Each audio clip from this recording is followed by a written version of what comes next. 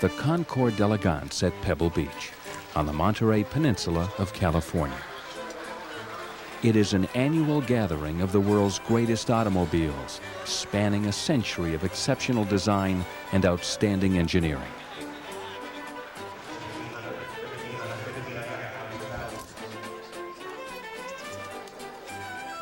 This garden party of the highest order is by invitation only. Pedigree and purity of lineage are the yardsticks with which these priceless classics are measured. They are the blue-chip aristocracy of the motoring world.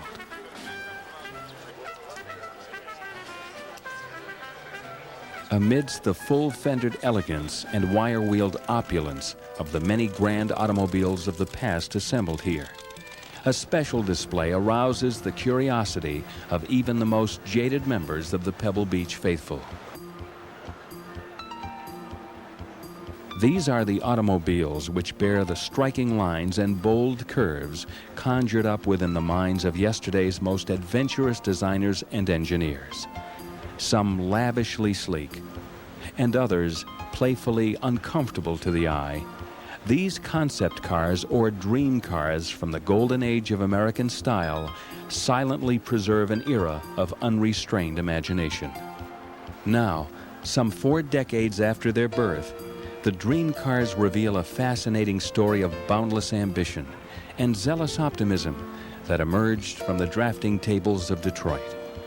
Although they were created as pathfinders for the future, history has shown that the future and these intended bellwethers of tomorrow ultimately travel different paths. But the dream cars have succeeded as great rolling archives of automotive innovation, reminding us of the power of the imagination and the visual energy of great design, all of which can be found in these, the dreams of steel.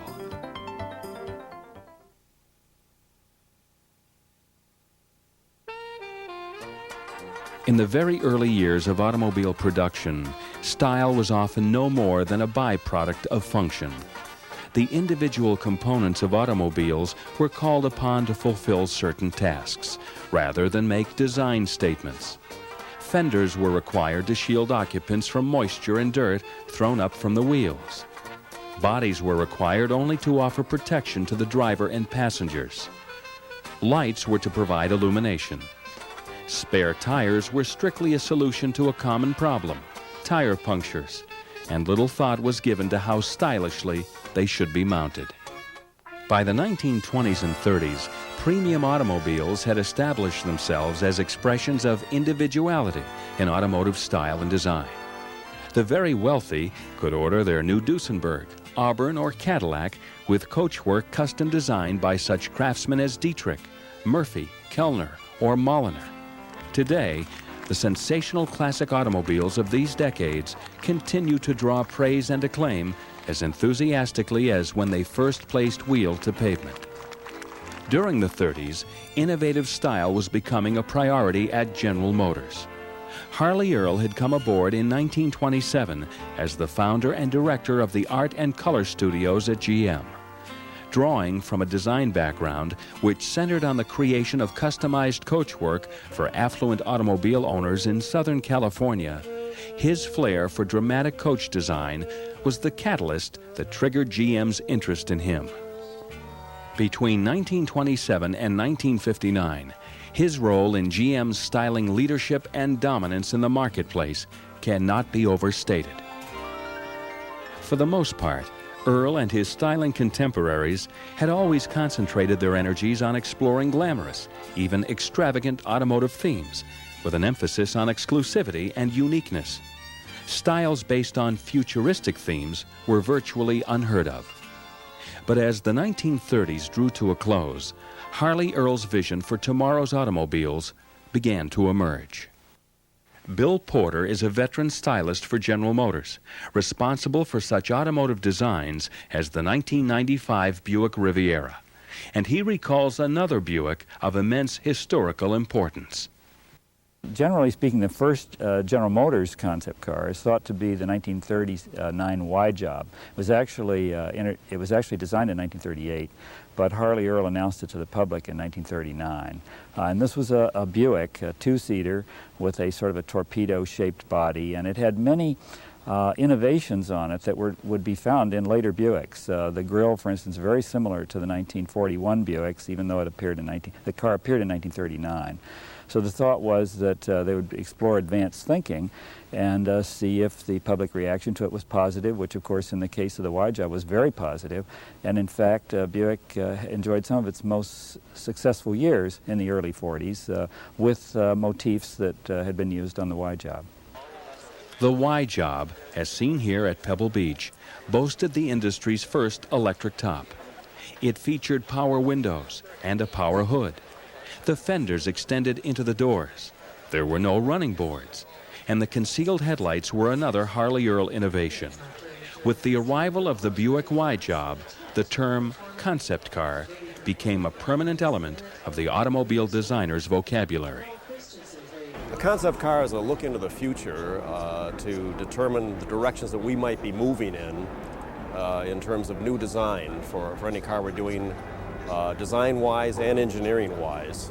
And it gives us an opportunity to review these cars or display these cars. For the most part, they're displayed. Some concept cars are never shown, but most of them are shown to the public to gauge the consumer reaction. In many ways, they're precursors to what we may be doing for production. They be just kind of an exercise in serendipity a little bit, where we want to explore a nostalgia theme, or we want to explore a very contemporary theme, or so they're an opportunity for us to express ourselves, an opportunity to really let things out, and they're very useful for that. Essentially, a concept car, I think, is a car that's not necessarily intended for production, but it's intended to test new ideas, whether they be styling ideas or engineering ideas, or in most cases probably a combination of both. Shortly after the debut of the Buick Y job, Chrysler designers moved into the realm of the dream car with two styling exercises in 1940, the Chrysler Thunderbolt and the Chrysler Newport. Those were certainly significant vehicles, and Alex Tremulous was a designer at the time, and in much the same way as today, had worked on that Thunderbolt. And it was a breakthrough for its time. It got rid of the applied fenders. It was a very different body form. The Thunderbolt had a disappearing hard roof. It had the first application of getting rid of the applied fenders. It was a breakthrough in a number of ways, covering the wheels. And it was a very interesting vehicle. The Newport was a very long, a very stretched vehicle. I think it was probably intended as a pace car, if I remember right, but very interesting vehicles, and they were in almost every way a breakthrough from what was the norm of the time. So in essence, they became very important as concept vehicles. After designing the Chrysler Thunderbolt, Alex Tremulous, both a designer and engineer, would go on to become engineering chief for Preston Tucker and play a significant role in the look and layout of the ill-fated Tucker Torpedo. America's entrance into World War II suspended new car design and manufacturing until almost the end of the 1940s.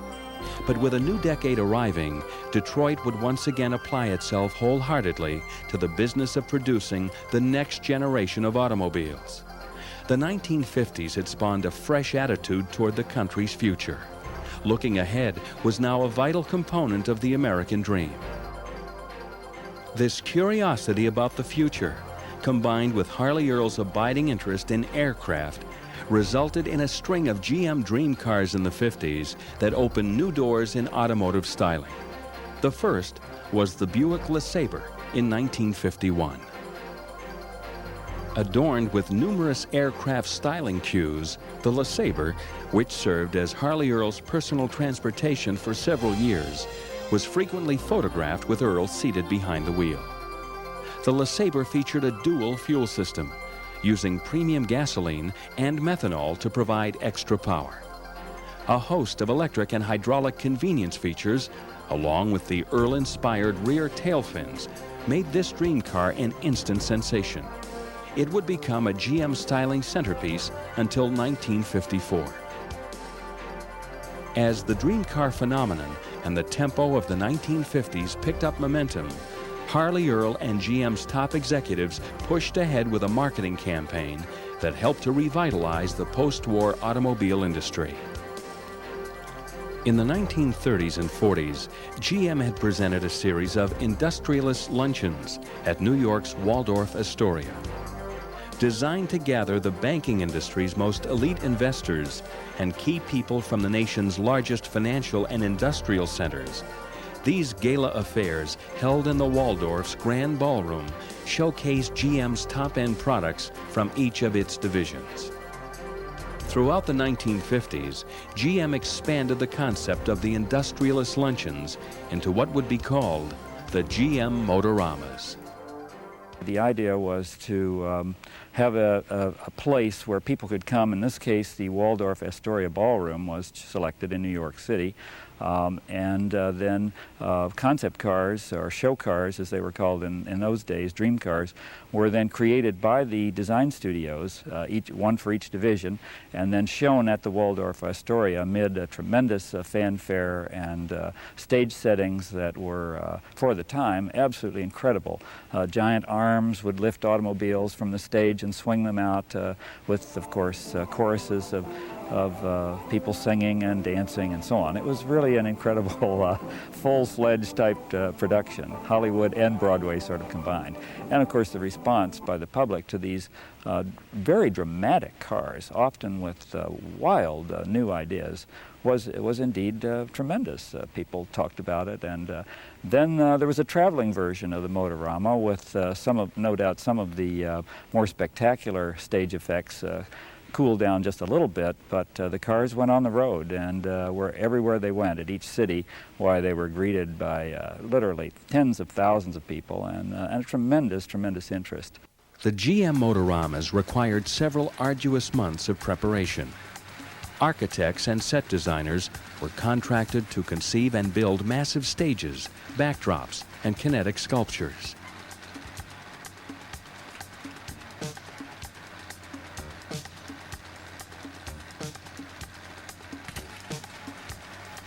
Exhibition halls were transformed into immense dioramas, many times reflecting futuristic themes.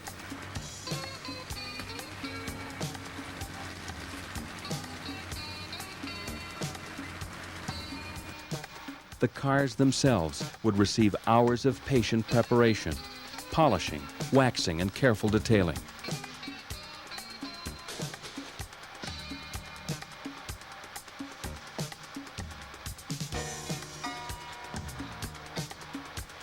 It is said that for its debut appearance at the 1951 Motorama, the Buick LeSabre received no less than 200 man-hours of preparation.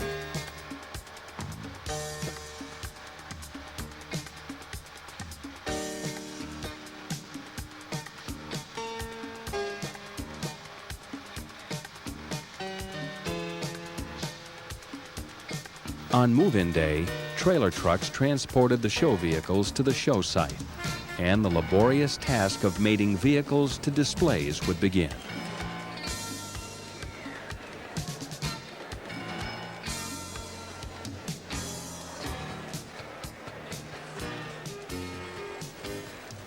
As the 1953 New York Motorama took shape, much of the operation was personally supervised by GM's division managers, including Harley Earl, seen here posing next to his Buick LeSabre.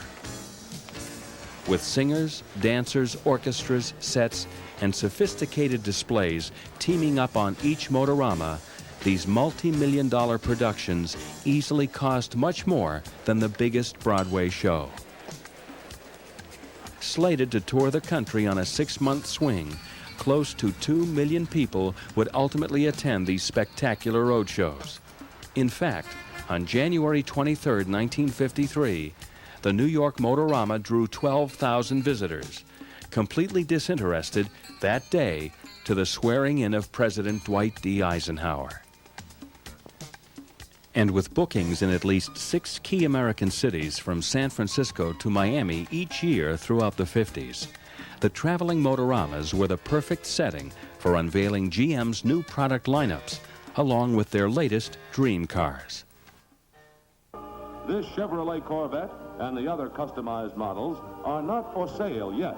They were built to give tangible form to the drawing board ideas of today, out of which may grow the shape of things to come.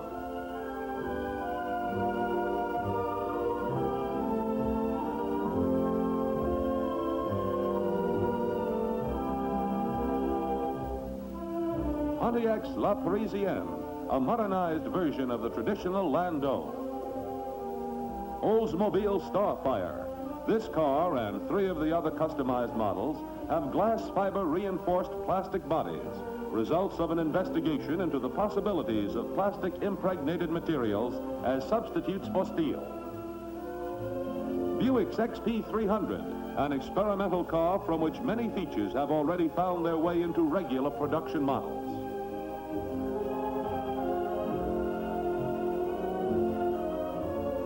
Cadillac's Le Mans, a racy, low-slung convertible built to carry 3 passengers behind a 250-horsepower engine. From road to top of windshield, Le Mans is only 51 inches high. The Sabre, an experimental laboratory on wheels. Surrounded by the best of the cars of today, this preview of the car of tomorrow highlights the Motorama of '53. And it's my personal opinion. I think that the dream cars of the 50s were not engineering or manufacturing oriented. They were not really customer oriented. They were show oriented. They were attraction. They were very nice styling exercise. Back in the 50s and the early 50s, when we were accused of designing all these lead sleds and large cars, the Europeans used to call them yank tanks. It's really what the buyers wanted. And let's face it, automotive design is really a reflection of our culture. And that's what our culture was back then. This was a period of tremendous optimism in America. Expanding economy, boom period. Americans were moving to the suburbs.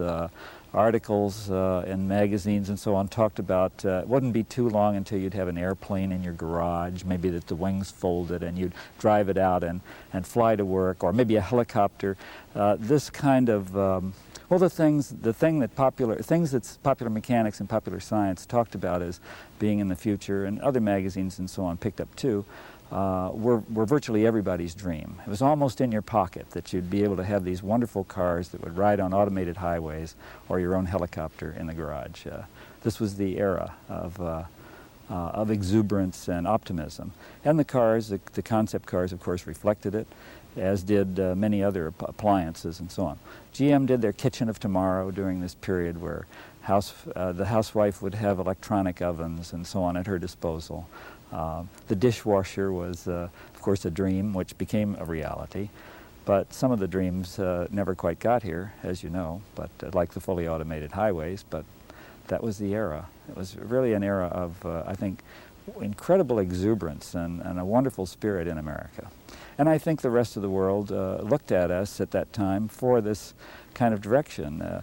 Anyone in those days, I think, anyone who could get to America probably wanted to come here. There was that kind of feeling everywhere.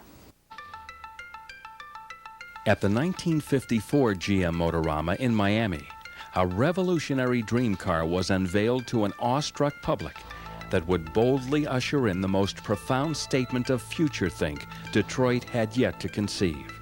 The Firebird 1 was the first of 3 Firebird concepts to be built by General Motors. Its earthbound fighter plane configuration, right down to its control stick throttle and steering systems, easily made it a technological wonder of its time. The GM Firebird 2, designed by Norman James, debuted in 1956. And the Firebird 3, also a Norman James design, was unveiled in 1958. All 3 powered by the industry's first automotive application of the gasoline turbine engine.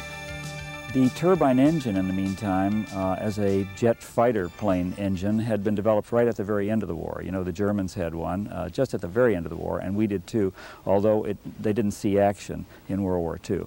But Harley Earl was fascinated with aircraft. By this time, he was totally taken with them, and not surprisingly, why the turbine engine was adapted to automotive use. And by 1953, when the first Firebird 1 came out, the actual aircraft-type turbine had been applied to an automobile design. And the car that you see behind me then is the first application in America of the aircraft-type turbine to an automobile. And of course, it looks virtually like a fighter plane on wheels, which in fact it is. This is a non-regenerative turbine, and if you were to stand behind it when the engine was running, you would get some pretty hot ankles. Our Firebird 2 then, which succeeded this, and then the Firebird 3, were more, shall we say, civilized automobiles where the engine used was a regenerative turbine and the exhaust was much cooler and it was much more suitable for street use. This car, the Firebird 1, was actually tested at the desert proving grounds out near Mesa, Arizona, by Indy driver Maury Rose, and was a very fast car indeed. I believe, in fact, it was briefly the fastest turbine-powered car in the world. The Firebird 2, as you know, had a titanium body, which was a radical new metal at that time, much stronger than steel, which Harley wanted to, which he wanted to look at. And Bob McLean and the engineering group there, of course, were intensely interested in its possibilities for the industry because it was so incredibly strong. So the Firebird 2 was an experiment in the use of titanium. The Firebird 3, I think, is, in my view, is perhaps the most dramatic of all show cars. It's the all-time show car for me. And Norm told me one time that Harley had come in the studio and was talking to them about it, and he said, there's going to be big crowds at the Waldorf Astoria around this car. I'd like to have a car. You design me a car that you can, if you could be at the back of the crowd standing on tiptoes, you could still see this car. And of course, I guess Norm mulled this over for some time and of course came up with the idea of this sort of wedge flat fuselage thing with these gigantic fins, you know. I think I counted 9 fins on that car at one time. It's just bristling with fins. And of course it has a sort of a double bubble cockpit. And the fins, you know, while they're of course exuberant and all that, nevertheless, if you look at them closely, they're absolutely exquisite. They're beautifully, absolutely beautifully conceived. Up to that time, Harley Earl had been preoccupied with shapes that obeyed what he referred to as his highlight rules. In other words, they had to be sort of sausage shapes that when the light reflected on them, the reflections would carry along the full length of the car. And of course, these could be measured with little gauges that the model makers had with protractors on them and little bubbles, and they'd come in and make sure that the highlights checked out the whole length of the car. Norm just wiped away those rules. He just blew them completely. The highlights on the fins of the Firebird 3 ran all over the place, but the car looked wonderful. The Firebird probably was a very significant concept car. They never really built anything in production that came close to it, except a lot of the fins that were on the first Firebird did start to appear on a number of the Cadillacs and other GM cars. But even before the Firebird, back in the early 50s, GM had a number of concept cars, and I think they were the first ones to do concept cars back then. While GM was playing to receptive Motorama audiences during this hotbed of dream car design, another giant of automotive style was forging his own trail of creative brilliance at Chrysler. Virgil Exner, who had worked with Harley Earl at GM in the 30s and later with the legendary Raymond Loewy at Studebaker in the mid-40s, joined the Chrysler design team in 1949. His forward-look styling theme of the 1950s earned the Chrysler product line critical acclaim, and his series of Chrysler dream cars, many built in Italy at the design house of Ghia, brought daring new shapes to the concept arena. In my opinion, the most significant, the most lasting cars that I think really withstood the test of time were some of the ones that were done by Virgil Exner. And he did them at Ghia in Turin, Italy, which is now a Ford operation. And one of the most beautiful ones he did was a Dart. And he did a DeSoto. I don't recall the name of the DeSoto, but it went down with the Andrea Doria back a number of years ago when it was so. It never saw the show circuit. It went down when it was being shipped over to the United States from the Ghia Carrozzeria in Turin, Italy. But those were very significant. I think that Virgil Exner probably did some of the most significant concept cars, which are still lasting today, I think. The Chrysler Norseman, a sleek aluminum-bodied dream car, was on its way to America from Italy on July 26, 1956, aboard the Italian liner Andrea Doria. The car was lost when the Andrea Doria collided with the liner Stockholm off the coast of Cape Cod and sank in 200 feet of water in the North Atlantic. But numerous concept cars from the imagination of Virgil Exner have gone on to become automotive design hallmarks. The 1952 Chrysler C200, the 1953 Chrysler Special, the 1953 DeSoto Adventurer 1, the 1953 Chrysler d'Elegance, the 1954 DeSoto Adventurer 2, the 1954 Dodge Fire Arrow 1 and Fire Arrow 2, the Fire Arrow Sport Coupe and Fire Arrow Convertible, and the 1956 Dodge Dart. At Ford, there was less emphasis placed on the design and creation of dream cars in the 1950s than at GM or Chrysler. However, designers such as Frank Hershey and John Nadger conceived several wildly futuristic concepts during that decade, such as the 1955 Lincoln Futura, which would eventually serve as the platform for the Batmobile, used on the ABC television series Batman from 1966 to 1968. There was the ultra-radical Ford Nucleon, a bizarre styling exercise characterized by both of its axles set back on the platform to help bear the weight of the Nucleon's power plant, a nuclear reactor. The Ford Volante was the industry's first attempt at designing a wheelless automobile, deriving its mobility from horizontally mounted fans, similar to today's hovercrafts. With a free hand to let their imaginations run to the outrageous, many of the dream car designers of the 50s and 60s often exceeded the limits of feasibility and entered the uncharted waters of the improbable. And yet, predicting the future has never been an exact science. Some of the things have been pretty outrageous over the years, and I think back to the 60s when we were predicting the jet age, and you look at all of the forms, especially the aircraft-inspired forms. Generally, there was some kind of an influence that you could trace this back to. I don't see it being quite as radical today, or quite as expressive in the sense that by the year whatever, people were predicting 100 years out, they would say, they aren't going to have tires, or they aren't going to, today, I don't think we get lost in trying to reach that far. I think if we can do a good job looking at the next 5 or 6 years, we're doing pretty good, as opposed to trying to look much further. The crystal ball gets pretty cloudy that far out, and the ones that tend to look the silliest today are the ones that probably tried to predict a little bit too far. And that's not saying we shouldn't do that, but we should just be willing to accept the consequences, that they're probably going to look a little strange when the time finally arrives.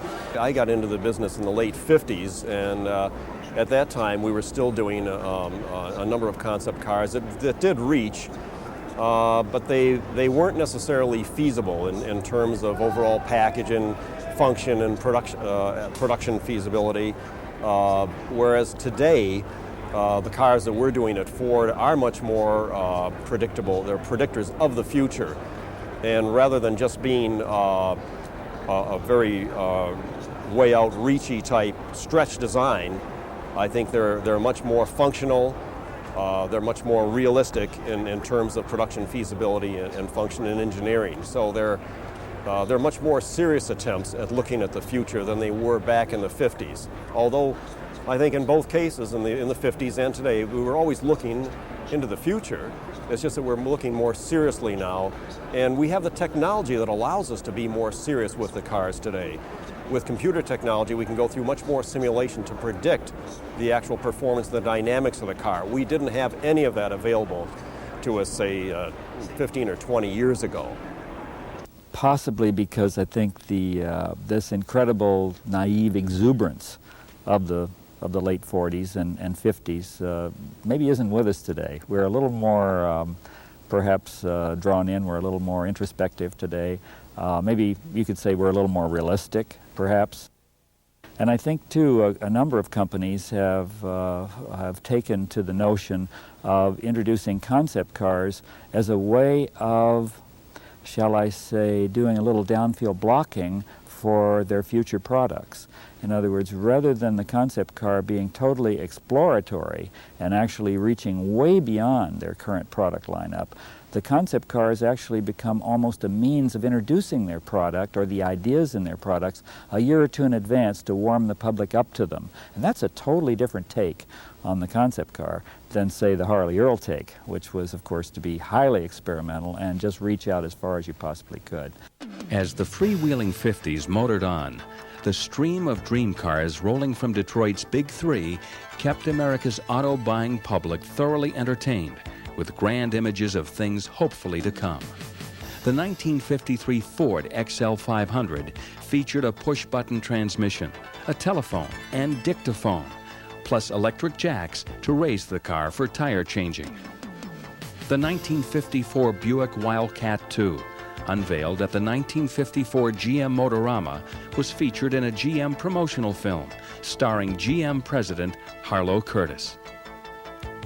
The 1954 Ford Atmos, purely a styling exercise, it was engineless, but was the first Detroit dream car to come equipped with an onboard radar screen.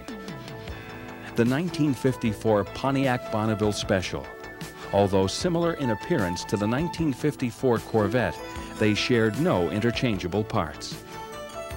The 1956 Pontiac Club de Mer, which sat a remarkably low 38 inches high and was built of hand-formed aluminum. And the 1959 Cadillac Cyclone, equipped with dual radar pods on its two front nose cones, would signal the driver of objects in its path. Now on exhibit at GM, the Cyclone's unique sliding doors and aircraft styling embodies the flavor of GM's dream car direction in the late 50s. The barrage of dream cars pouring from Detroit began to wind down as the 1960s arrived. The national euphoria of the 50s had been replaced by new sensibilities as the decade changed, and the automobile industry shifted its focus from the distant future to the immediate future. In 1961, Chrysler shook up the automotive status quo with its turbine car. Powered by Chrysler's version of the gas turbine engine, it could be fueled by gasoline, diesel oil, kerosene, or even cooking oil. It required no tune-ups or oil changes and had 80% fewer moving parts than a conventional automobile engine. With controversial styling created by Chrysler designer Elwood Engel, and with a tangible connection with future automotive technologies, 50 turbine cars were built by Chrysler. On a nationwide real-world test in October of 1963, 203 school teachers, housewives, students, and salesmen would drive these cars for 3 years, logging 1 million miles in the process to evaluate the feasibility and durability of the turbine car. The test received international attention, but the turbine car program soon lost favor with Chrysler, and by 1981, the project was scrapped. I can remember the first time I saw one. I was on a college campus, and it was in 1964, and a number of these vehicles were produced and then put out into the general public. And what they were trying to do was find out and research basically the acceptance of a turbine vehicle. And they were very important. They were an important theme. I think they were an opportunity for the designer at the time, Elwood Engel, to express himself. And certainly that came after a period, in the 50s, which was rich in concept cars as well. The turbine, first of all, the tremendous heat inside of the turbine called for metals, of very special metals that had to withstand those high temperatures and retain their exact shape so that the air could pass through them. And I think that the metallurgy alone, the cost of that, precluded their use in automobiles. Also understand that the turbine works best when it's running evenly at very high speeds, which of course in a jet aircraft is exactly what happens. When the aircraft gets up to its cruising altitude, the turbine can run then more or less continuously without having to vary its power loadings over a tremendously wide range, such as happens in the automobile. As you go down the average boulevard in America, and every at least quarter of a mile you stop and start, then you pull into residential streets and you're stopping at stop signs every block, the engine and is working up and down, continuously changing. Understand this is not very good for the turbine. The turbine operates much less efficiently that way than it would at continuous speeds. The Chrysler Design Studios forged ahead with several styling-based dream cars during the early 60s. At the same time, the turbine car was staking Chrysler's claim to technological leadership. One was another turbine-powered exercise. The Chrysler TurboFlight featured a hydraulically raised and lowered canopy and a rear spoiler, which hinted of styling touches yet to come on high-performance vehicles. The Plymouth XNR combined futuristic styling with what was called asymmetrical design, placing scoops, fins, and emblems purposely off-center. In 1962, Lee Iacocca, only 36 years old and general manager of the Ford Motor Company, was very much convinced that baby boomers who were now reaching driving age were looking for a car that targeted their exuberant lifestyle. Ford stylist John Nadger was directed to design a two-seat sports car aimed directly at this new youthful consumer group. In February of 1962, preliminary drawings were completed, and by October of that year, an operational prototype was ready for evaluation. It was unquestionably the most influential concept car of the decade. A mid-engine two-seat roadster with a low-slung suspension and a race car profile, the Mustang I seemed to be a shoo-in for production. But Iacocca soon realized that the market preferred a four-seater, proven by the fact that Ford's four-seat Thunderbirds had been easily outselling the more enthusiast-based two-seat Thunderbirds of the mid-50s. Designer David Ash took the Mustang I concept and made the changes Iacocca had requested. Ash's completed drawings of the Mustang II differed little from the actual production Mustang that debuted on April 17, 1964. In just over 2 years, Ford had taken a fresh design concept and brought it to an extremely eager marketplace. The Mustang really had a strong influence on the overall shape of the car, and obviously was a very successful car. So from the Mustang on, concept cars were much more predictors of what the actual production cars would be. And that Mustang had a very strong influence on the actual production Mustang, which came out in 1965. Actually, it was a 65 introduced in 64, but it really had that effect on it. I remember as a kid when I saw the first Mustang concept car, I was really impressed, and I thought at the time, well, if a company is doing things like that, I have to work for them. I have to try to do whatever is humanly possible from my side to be engaged in the Ford design team. And fortunately, I achieved it. As the 1970s arrived with energy, environmental, and safety concerns, the genesis of Detroit concept cars gravitated toward world transportation issues and generally ceased to address the more light-handed pursuit of exterior design. Most concept cars were no longer excessively large or overly equipped with fanciful convenience features. Aerodynamics were now a primary objective when creating new shapes, as fuel economy became a prerequisite for any proposed concept. The marketplace was in a state of flux, and Detroit's designers and engineers were redirecting their roles from prophets of style to providers of solutions. The era of the think anything, try anything, do anything dream car was over.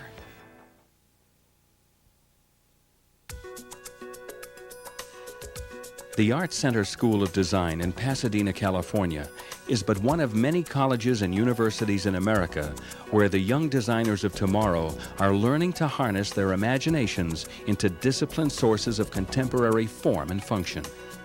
It is here that the seeds of creativity being sown on drafting tables and sketch pads will someday shape the vehicles the world will be driving in the next century.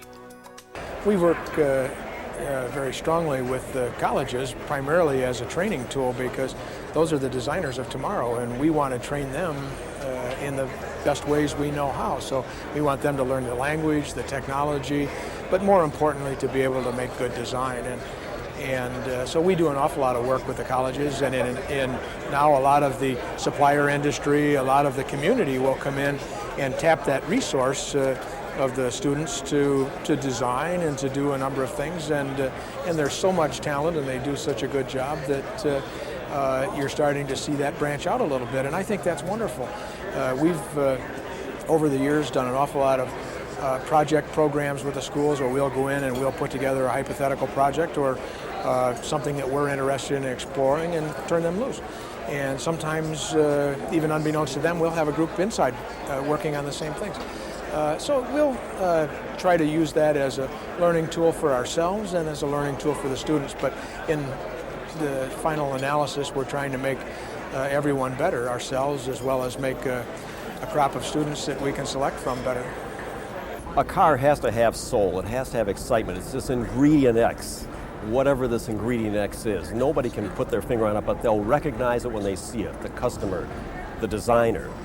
And the designer has this passion that allows him or her to put that kind of feeling, that expression, that passion into a design of a car.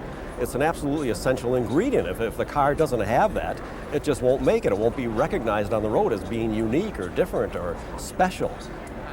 And you can't tell where that ingredient X will ever come from or where that spark comes from. But when it happens, you recognize it, you know it, it's there, people want it, they buy it. And that's what this business is all about.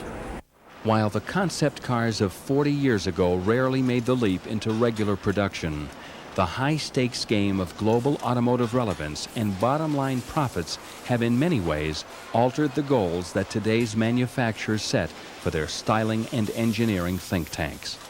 What today's concept cars provide to the industry is a constant variable. I think for us today, they're trying to be a precursor to what we do tomorrow. Generally, there's a fairly strong thesis statement, whether in fact it's going to come to production or not.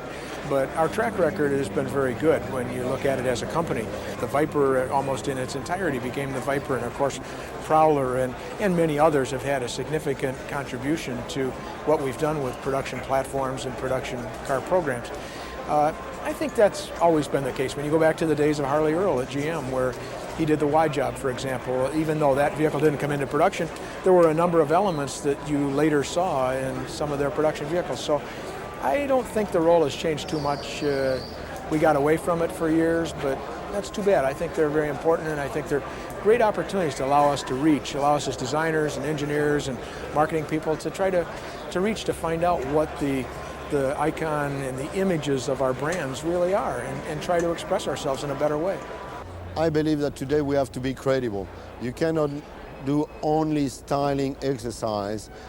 You have to be close to manufacturing processes as possible, or use the concept car to develop new processes or try them.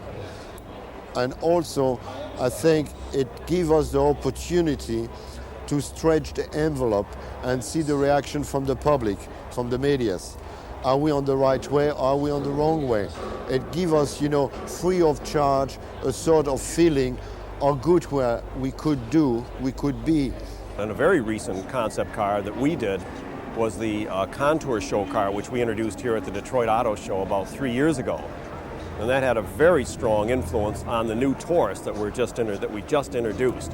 We'll develop the concept car, and sometimes we'll startle and delight or we'll do something that's quite unexpected with a concept car and then test the reaction as opposed to asking people what they want, because a lot of times people will tell you all about today, but it isn't necessarily all that predictive. And if we're good designers, then perhaps we have the ability to at least express what we think may be an opportunity for the future, and then kind of listen to the customer. And a lot of times when we have the auto show, and on the first public days, I enjoy coming down and standing around the concept vehicles and standing around the new production vehicles and just listening to remarks, because sometimes that's the best way to get a really candid and honest feel for what people are thinking and what they say. I think it's important also for a concept car to make the buyers or the respondents a little bit uncomfortable. If they're not uncomfortable with a concept car, a little uncomfortable, they've probably seen it before, and if they've seen it before, it's probably not a breakthrough design. And that's what we're really looking for, is something breakthrough, but good, and something saleable. The far reaches of new age automotive styling are being drawn along international boundaries. Here in Japan, the Toyota Idea Olympics is an annual exposition of startling innovation, where the saying, anything goes, takes on a whole new significance. Much like the cadre of uninhibited designers of the 1950s, the free-spirited design students who compete in the Idea Olympics let their uncontaminated imaginations conceive otherworldly transportation devices. Like the dream cars of half a century ago, these 21st century counterparts represent the astonishing destinations that can be arrived at when there are no limits placed on creative vision. But what about today's high-ticket design professionals competing head-to-head in the worldwide marketplace? What kinds of limits are imposed on their visions of what might be? Well, it's always a challenge, because you have designers that are working with the same set of influences. We're in the same environment. We have a number of cultural factors working at the same time, and of course you have regulation. So all of these factors tend to shape the vehicle. And just beginning with regulation, for example, you have certain setbacks for bumpers, you have certain performance criteria, you have headlight criteria. All of these things are elements which tend to drive similarities. So as you get more and more regulation, then the challenge for us is to how to be able to drive ourselves apart and differentiate. And it is a challenge, and what we're trying to do is find a signature in terms of what we would have with what I call over-the-road graphics. When you look at a vehicle from a few hundred yards away, or you see it coming at you on the road, you say distinctively, I know that's a Dodge, or I know that's a Chrysler, or I know that's one of their cars. Or it may be the proportion. What we've done with Cab Forward, for example, makes our vehicles distinctive on the road. You look at them and you say, okay, I really can see that that's a little bit different. That is Chrysler. Hopefully they'll see that as progressive. And that's what we're trying to do. Most concept cars, I think, today, I don't know, it's become kind of a world standard. I think most concept cars are expected to run.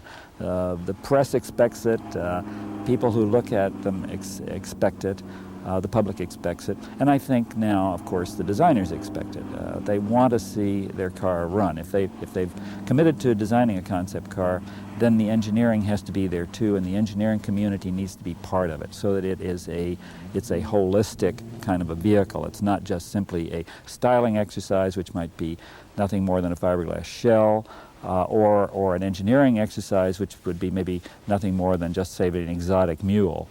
So I think in today's world, most concept cars are, in fact, engineered and serve at least a dual purpose of engineering and appearance. In a changing world, technology and design must also travel in lockstep with the dynamics of progress. Far removed from the massive mastodons of the dream car age of the 50s, Honda's EPX high fuel efficiency design study tackles a litany of transportation questions that confront the demands of 21st century mobility. And yet, the heritage of the classic American dream car and the wellspring of technology that defines the modern approach to automobiles may both be represented in one of Ford's most recent concepts, the Lincoln Sentinel. The direction that I gave the designers on this car was to come up with something that was immediately identifiable as a Lincoln. We wanted a next generation full-size luxury car, full interior, full luggage capacity, with the performance of a luxury car today, meeting the fuel economy standards, et cetera, that we need in that kind of a car. Now, that was about the direction that I gave him, but I did say I wanted that car to be immediately identifiable as a Lincoln, without any badging on it, without any lettering, any nomenclature whatsoever. I want that car to look like a Lincoln. So let's understand what a Lincoln really is. Now, that's the direction that I gave them, and they went back and did their research and understood what was best in Lincolns over the year, what really, and I mean over, way back to the early Lincoln Zephyrs. And you'll see, I think you'll see indications of a number of different Lincolns in this car, but they're all cues that were specifically associated with Lincoln over the years, right down from the front end of the car, which has a very contemporary interpretation of a Lincoln Zephyr grille, which happens to have the turn indicators built into the grille texture. So these are all different variations on a theme, but I also made it very clear that I did not want a retro car. This is not supposed to be a retro car. This is a new car. It's contemporary, but I want, if you will, a contemporary classic. And the other direction that I gave on this car was I want this car to win the Concours d'Elegance at Pebble Beach 50 years down the road. Which brings us full circle. The collection of dream cars here at Pebble Beach are but a handful of survivors from the over 250 estimated dream cars built by the Big Three during the 1950s and 60s. Joe Bortz from Highland Park, Illinois, owns many of the dream cars filling the Pebble Beach display. As a collector of these rare automotive artifacts, he is all too familiar with the fate that many of the other dream cars have met. Each car had a crush order on it, and mainly it was for insurance reasons. The cars were not tested, and if they got in the hands of a private party and they had an accident, of course they would be exposed, the manufacturers would be exposed to all the liability conditions of any other car, and not being tested, they had an extreme exposure just in that area. So they decided that the safest way for them would be to crush the cars, and that was mainly General Motors and Ford. Chrysler had another idea, and they thought that some of the cars could be sold in countries where their legal liabilities would be reduced because of the time and distance with the other countries. Many of our cars languished in warehouses for years and got dustier and dustier, and of course eventually pieces fell off of them, just part of the aging process. Most of the warehouses, of course, were not heated year-round, so the expansion and contraction, the moisture condensation and then evaporation, just like any aging process, takes its toll. We all eventually have that happen to us, cars and people alike. And I think they were just simply lost. They were scrapped. As you know, there's been stories in magazines about some of them turning up out here at War Hoops, which is a salvage yard out a few miles north of here, and lucky collectors finding them. This happened a few years back. But many of them, alas, really were scrapped, went to the chopper, and that's a sad thing indeed. Some of our scale models, beautiful, exquisite scale models that were built for many years to test out ideas before we committed to the full-size cars, went to the warehouse and again languished for years and eventually went to the chopper. Hate to say it, but it's still going on. It still happens today. The 1955 Chrysler Falcon Ghia. The 1956 Dodge Dart, which became the Dodge Diablo in 1957. The 1953 Chrysler D'Elegance. The 1954 Dodge Fire Arrow Roadster. The 1954 Plymouth Belmont. The 1956 Packard Panther.